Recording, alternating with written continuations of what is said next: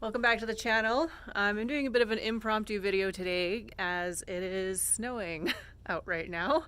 It's about -8, which is pretty cold for us this time of year. We normally hover around 2, 3, 5 degrees.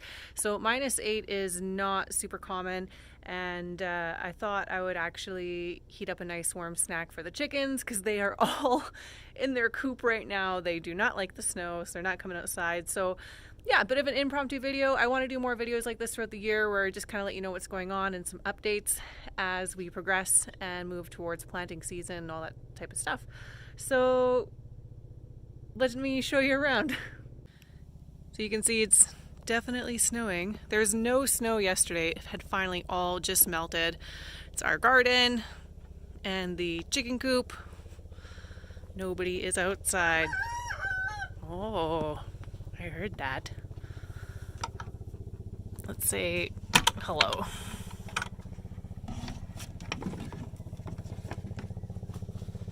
What's going on, everybody? Is it too cold for you or something? Is it too cold outside? Do you not like it? That's Rufio. We haven't named all of them. We've named a couple of them. We call her Cheeks because she's got the biggest feathery cheeks. This one's Apollo because he sort of takes charge around here. So kind of wanted to call him Houston, but Apollo is what stuck.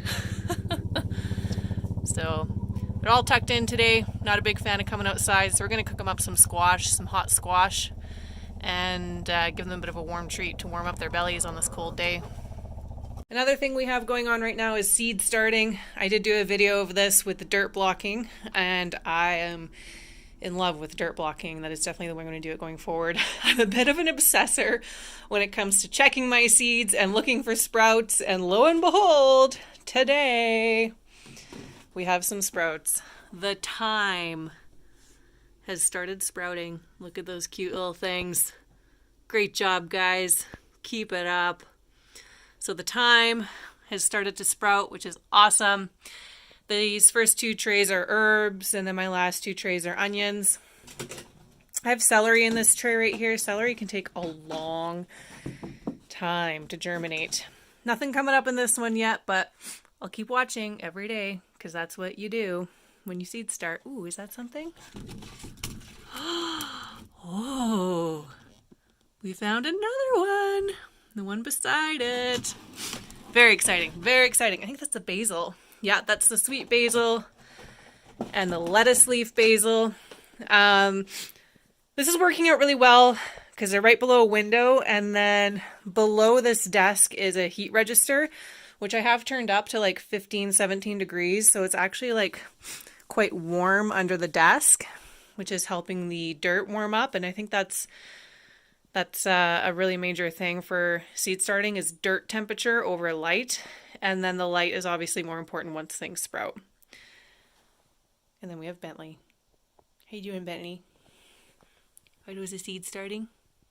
Are the seeds starting? One last thing we have going on right now is incubating. I am filming this entire process and will be doing a lengthy video from the eggs going in all the way to hatching. So watch for that video in about a month's time because the whole egg incubation process is about 21 days. So we've got 12 eggs in there. This little tray rotates them back and forth like every 2 hours. It's important for the eggs to be rotated. And they are being kept at a temperature of 38 degrees right now. There's also some water in there for humidity, and there is a bit of a calendar we follow. So day 1 we add water, day 8 we add water, day 15 we add water, and then you want to stop turning the eggs at day 18. And starting at day 6 you can do what's called the flashlight test, which is where you hold the egg up to a flashlight and see if an embryo is forming. So that's the other thing we have going on right now. Seed starting, egg incubation, cold temperatures, but let's cook up some squash for these chickens. Been keeping my squash in our laundry room because that's sort of the coldest place in the house, but I am noticing that some of them are really not overripe, but they definitely need to be used. And the best way to use them, I've found right now, is just to feed them to the chickens. I mean, you can only eat so much squash I do pressure can it. I've also made pasta out of it. I have a video about that. But once they kind of get to these more like warmer looking temperatures, like this one's actually more peach than green. It looks kind of green in this lighting. This is actually maybe the one I'm going to cook for them because that's quite big and it definitely needs to be used.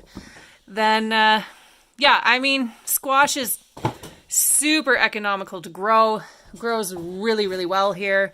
And you can only eat so much of it. So we will cook this one up for the chickens. Chickens aren't the only ones who like squash around here. You waiting for your handout? Does anyone else's dog like squash? Is it weird that he likes squash?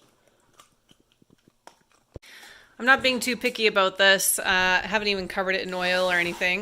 I'm just going to put it in the oven. The oven isn't even fully preheated yet, but that's fine. I'm not even sure I'm going to bake it all the way through. I just want to kind of get it soft and warm, and then we'll take it outside. So it'll probably be in the oven about, I don't know, 45 minutes, an hour.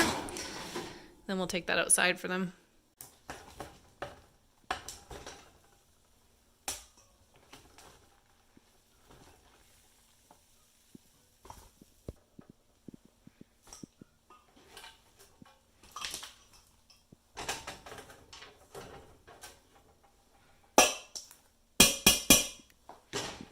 Okay, we've got our squash here for the chickens, and it's cooked quite nicely. Still a bit stiff in some parts, but that's fine. They can chew through that.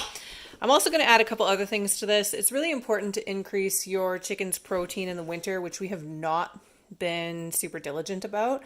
And I am reading more and more about just increasing their protein in the winter. Everyone's baking cupboard has stuff you bought for a recipe and then you thought you would use it, but then you didn't. I have used flaxseed a lot, but this has been sitting in my baking cupboard for a long time. These walnut pieces have been in my baking cupboard for way too long. And then I have like a random bag of oats here. So we're going to put all of this in our squash mix as well as some eggs. We're going to put some eggs in there as well just for some added protein. So let's add this in.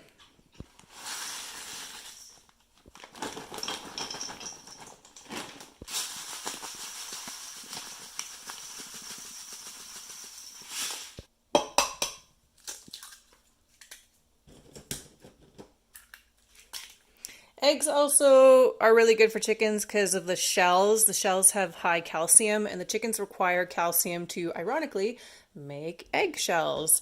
So if you find your eggshells are really, really brittle, it's because your chickens aren't getting enough calcium. Some people feed their chickens oyster shells, which we actually have been feeding them those this winter.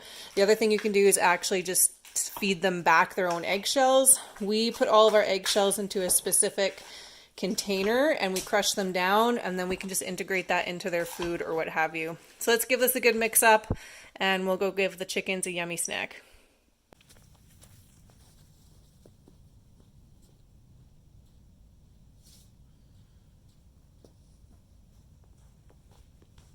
Good morning. Hello.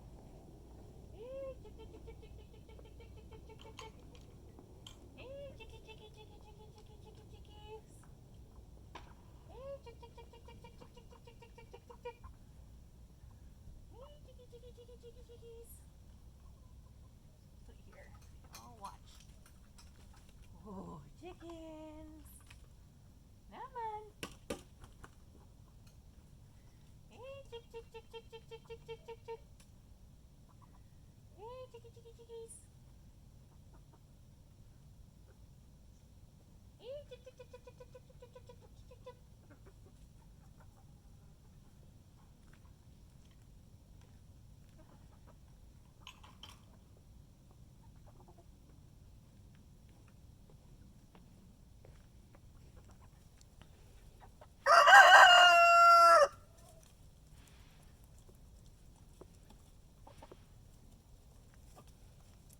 Doesn't look the most appetizing, but they are loving it.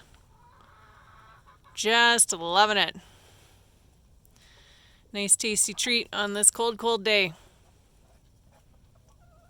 Hey guys? Pretty good, hey?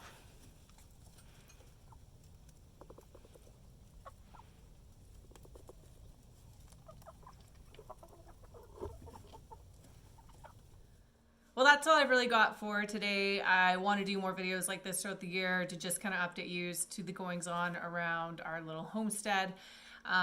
We do just have a very small piece of land, probably a third of an acre, and it's part of our landlord's larger property of 9 acres, but we kind of have a third of an acre to ourselves, and he's very accommodating with us to be able to do a lot of things that we do. We are hoping to expand this year. Last year we did 50 meat birds in 2 batches of 25, and we're hoping to increase that to 3 batches of 25 this year for 75 meat birds. We thought about doing 2 batches of 50, but I think it's just too many birds for our property. Rhett is also determined to do pigs this year. He wants to do 2 pigs, and I'm okay with pigs. Like, I'm good with him wanting to do pigs. I just don't know that I'm good with pigs on a rental property, you know, when your landlord is 60 yards away. So we'll see how that conversation comes out. Depending on if we can get the landlord on board or not, we will probably be doing pigs and have to revamp our backyard to accommodate pigs. We're also hoping to build out a specific area for the meat birds. Originally, we had thought about turning our current coop into a brooder and sort of kicking all the heritage birds outside for the summer, but we really don't want to do that because the heritage birds have really cozied in well to their home, and so we don't want to disrupt them. So now we're talking about fencing off a different aspect of the yard for the meat birds. And then if we get the approval, we will also have a section for pigs. So we'll see how that goes. We are expanding the garden this year, not in actual square footage, but in just how we plan on laying it out. We think we'll be able to get a way higher yield. And we're incubating chickens. So we did think about buying some more heritage birds to expand our laying flock, but I think we paid $12 a chick last year for our heritage birds, and they've gone up to $14 this year. And it's only a $2 difference, but I don't know, every penny counts. And do you really want to be buying heritage birds when we actually have the ability to incubate our own? So, you know, we thought about getting another 5 or 10 heritage birds, but, you know, you're looking at anywhere from 120 to 200, or like, well, $160 depending on, you know, shipping and taxes and all of that. So the incubator we bought was 110 taxes in, and it was Amazon primed, free shipping. So if we even get, you know, 5 or 6 heritage birds each time we incubate, that thing will pay for itself. And then we may sell heritage birds. We may just sort of keep the hens, and we're not sure what we do with the roosters, but honestly, it just was a more economical way to go about it. So that's what's going on right now. It is -8 Celsius. It is snowing. It is the end of February, and so that's what we got going on. We've got to keep the chickens warm and happy in this cold weather. We're seed starting and we're incubating eggs. So hopefully you'll come along with us this year and kind of watch as we go and grow. And yeah, we'll maybe catch you in a couple weeks and keep you updated.